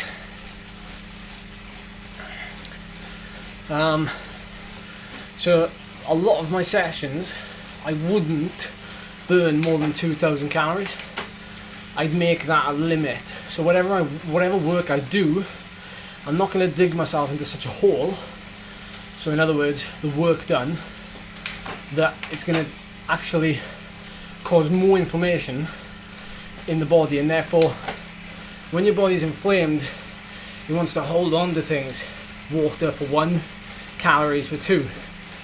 So what I found is if I don't do too hard a training, but just enough, so around 2,000 calories in a session, I can replenish those 2,000, and then I can eat, 2,000 more, which is my baseline if I was to do nothing in a day, for example. It's actually 1,800, but if I was to do nothing else, then I would actually be minus 200 to 500 calories a day. But it's different every day. This is the hard thing about it, like it's different every day, so you wouldn't necessarily want to have a deficit every day. If you break the week down, and you go for a big ride one day, you can automatically have a bigger deficit. So you can use that as your bigger deficit day. The next day, if you're doing a normal session or having a day off, make sure you do hit your calorie target. So you don't have to have a minus deficit every day, because it's big picture. If you weigh yourself every morning, I don't recommend you do it long term, but if you weigh yourself every morning and then add up all your weights for the week and divide them by 7, if you do that all the time, you only focus on the average weight. That's the weight that really matters. It's the easiest way to do it.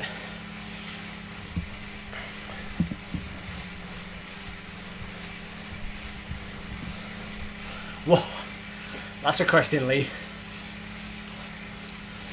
That's a question and a half. So I'm not a nutritionist. I don't play one on the internet. The number one thing usually is protein intake and fat intake. So ignore carbs for the minute. When I say ignore them, I don't mean don't eat them. But what I mean by protein is reduce your fat, because the number of calories that you get per gram of fat is double what you get from protein and carbs. So just lower your fat by about 10 grams, which doesn't sound like a lot. It's actually 90 calories. So if you lower it by 10 grams and then add replace that 100 calories worth with protein, you can actually add around 20 grams of protein for the same equivalent of fat. So by increasing your protein intake by that extra 20 grams and lowering your fat by 10 grams, you get the same calorie intake, but protein allows that kind of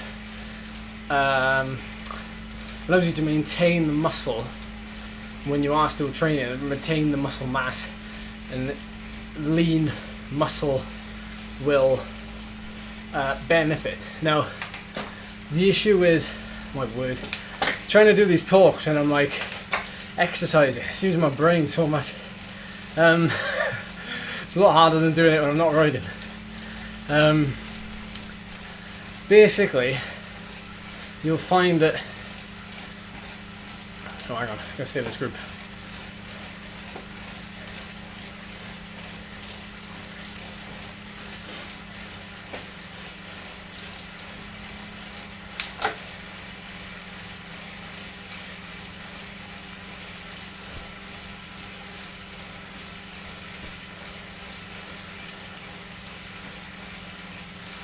So usually they say that 20 grams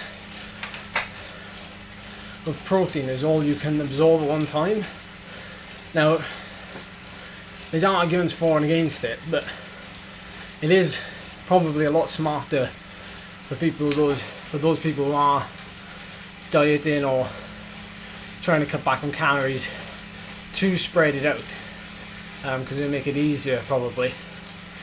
So if you can get 20 grams a day, or 20 grams a portion spread out throughout the day in like 6 portions. So what you're adding in theory is one extra serving of protein a day is basically what you're adding. Yeah, it's all relative. Like, I can't give like I said, I'm not a nutritionist, I don't play one on the internet. It's what's worked for me and what I've noticed in other people. I do a lot of reading on it. But yeah, it's all, like you say, Sean, there's so many variables. And the thing is, if you get caught up in too much information, you end up not actually doing anything. You end up, like there now, 35 grams. Oh, but something else says 20 grams. And then you end up like not even doing either, because you're so confused by all the information. So you're better off just doing something first, finding out if it works. If it doesn't, change it. give it some time and make a note of it and document your findings, basically. Yeah.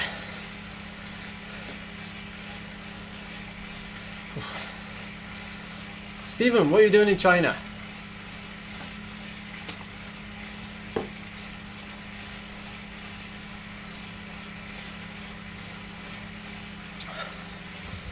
We're not allowed to ask.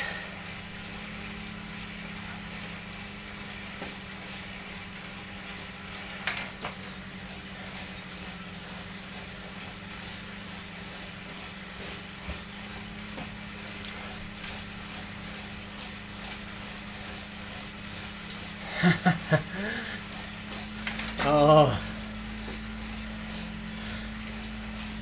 you're probably in the best place actually in China, because they're aren't they doing better now? They're coming out of it. Ah, that's it. Put me under the cosh.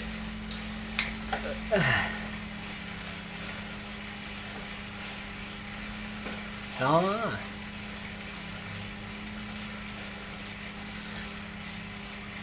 Tell you what, I don't think I'd be able to do this without you lot.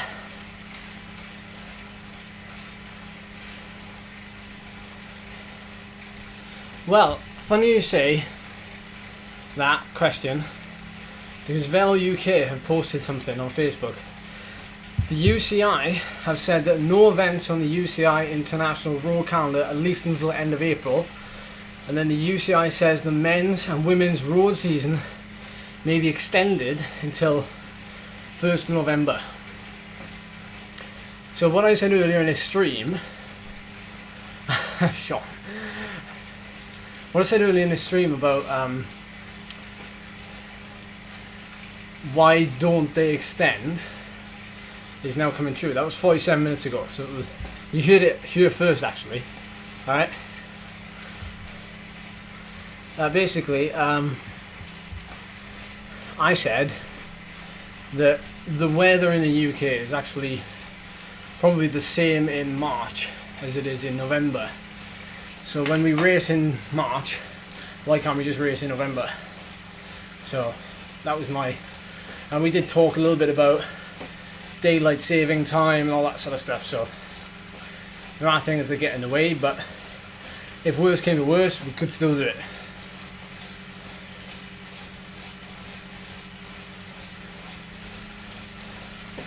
Oh, an entire watt per kilo on your FTP. Incredible.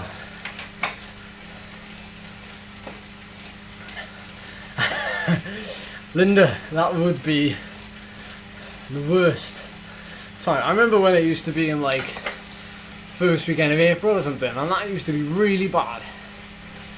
It snowed once then. That was horrific. Those of you that don't know, the Tor Reservoir is a 2-day race way up north of England, and it's cold, not very warm. I almost won it last year actually. Yay!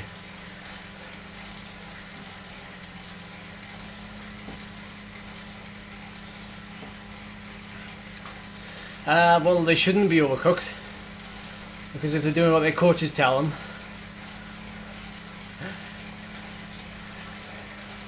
then they shouldn't.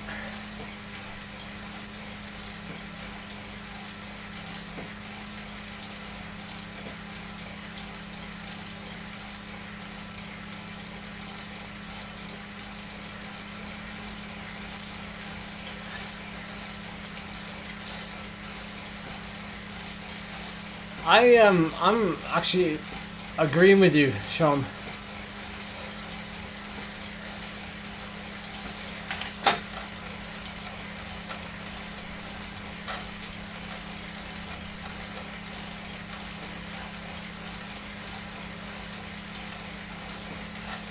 Anyone know how I got dropped then?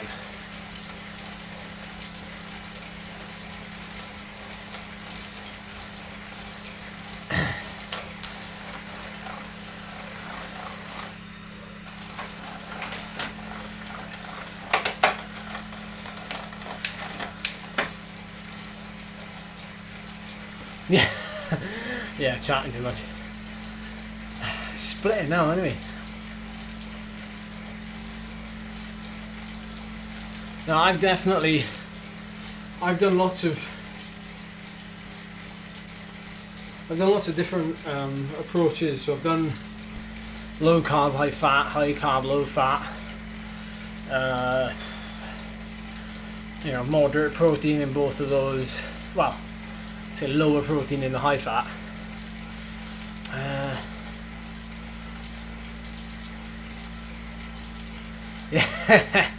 Yeah, someone will be like that, Sean, 100%. So I think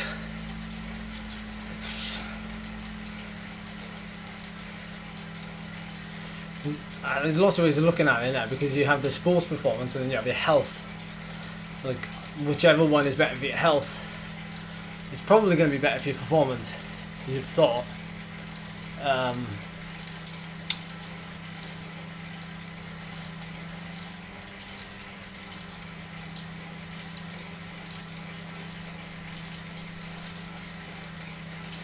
You want to be as close to 2 hours as possible.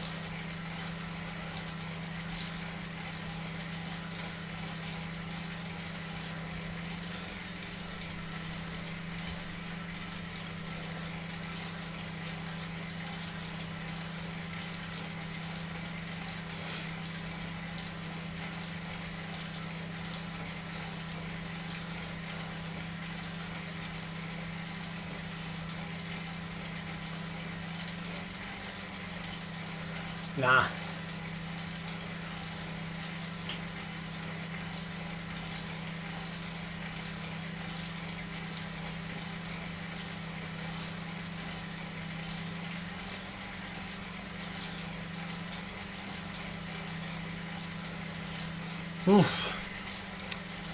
If it's a hard ride, I will intake carbs pretty much instantly.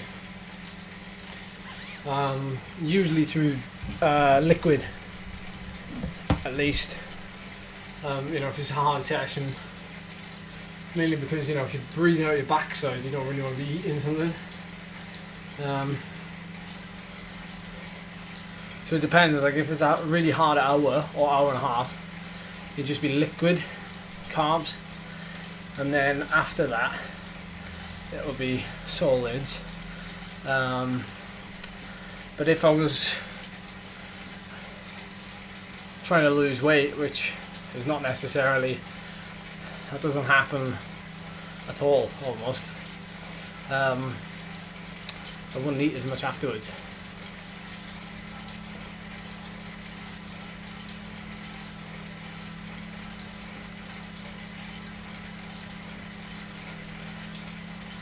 Beat the Fuel works well. I've used that. Beat the Fuel does work well. SIS, come at me.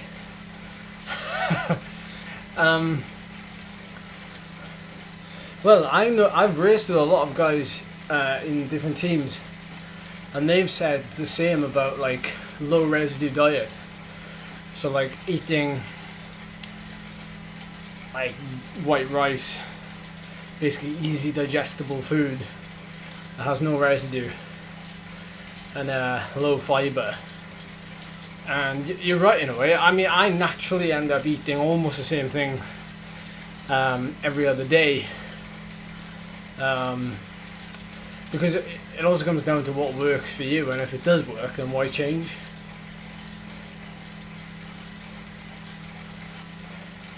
I think you just made up that last bit.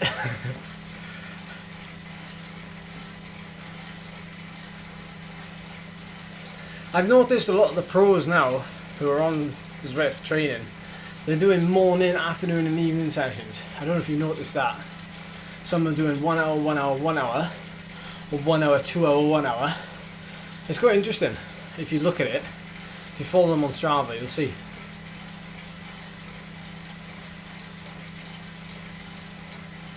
They're making really good use of their time, actually.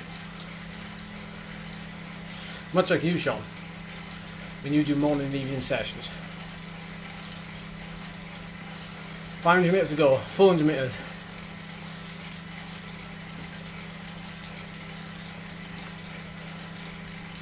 Right, boys and girls, get ready to wrap up.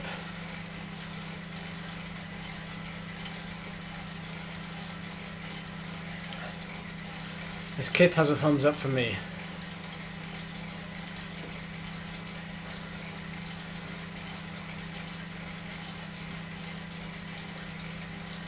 Ah.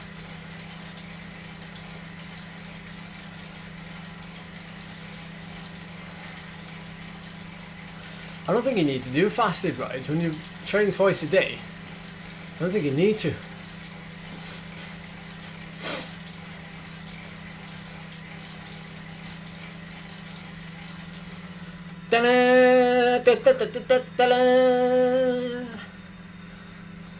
Oh, bang on 3 watts per kilo. That was my celebratory anthem.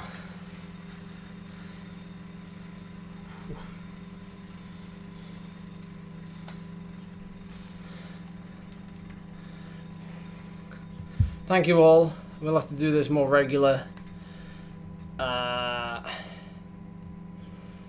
Now that most of us are at home, and if you think anybody would enjoy these live streams, particularly the races, then why not drop them a message. You only take one person to recommend, and it really helps out a lot. And make sure you like the video and subscribe if you're new.